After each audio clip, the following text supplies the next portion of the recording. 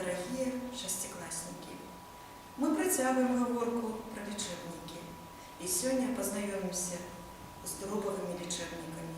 Паглядзім, як яны спаняюцца, як пішуцца і дзе ужываюцца. З гэтай тэмай, з дробавымі лічэбнікамі, з дробамі, з долямі вы знаёмы з урокаў матэматыкі. Але такія лічэбнікі таксама ўжываюцца і ў беларускай мове. Мы дзялілі апельсін. Многа нас, а ён адзін. Усяго нас роўна 5. Будзем долі выдзяляць.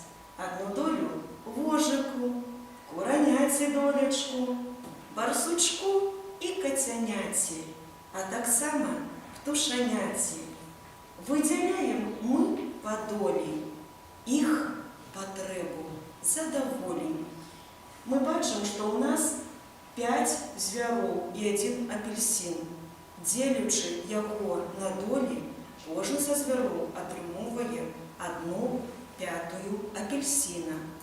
1/5 – гэта дробавы лічэбнік, які паводле сваёй структуры заўсёды састаўны, бо складаецца з колькаснага лічэбніка, які знаходзіцца ў лічніку зверху, і парадкавага, які называецца назоўнік, і знаходзіцца знізу ўнізе.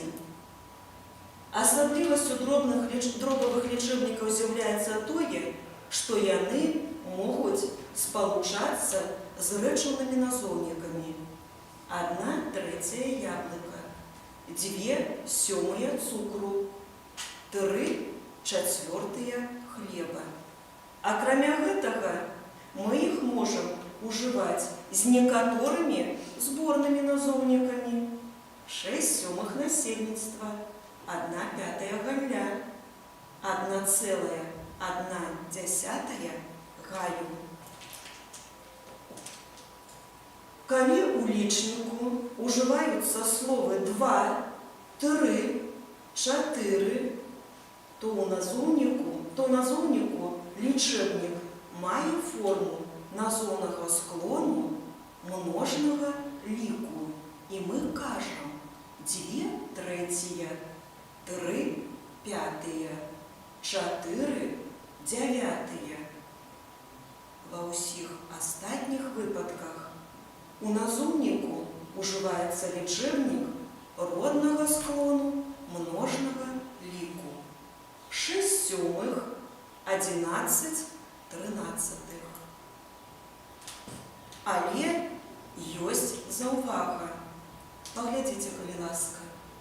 Назоўнік пры дробавых лічэбніках ужываецца ў адзіночным ліку пры указанні на частку аднаго прадмета, 1/2 кнігі. Калі ж назоўнік ужываецца пры дробавым лічэбніку ў множным ліку пры указанні на частку мноства прадметаў, 2/3 кніг. Пры скланенні колькаснага дробавага лічэбніка змяняецца кожная частка. 2/3, няма 2/3, даць 2/3, вініць 2/3, тварыць 2/3 і думаць аб 2/3.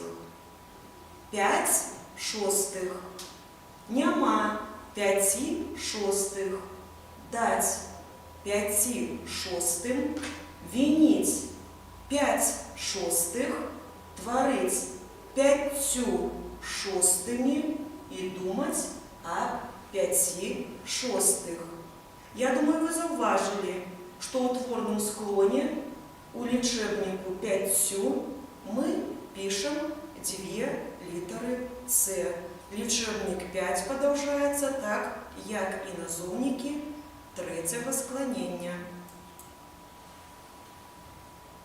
Да дробавых лічэбнікаў мы адносім таксама лічэбнікі 1,5, 1,5, лічэбнік 1,5 ужываецца з назоўнікамі мужчынскага і ніякага роду.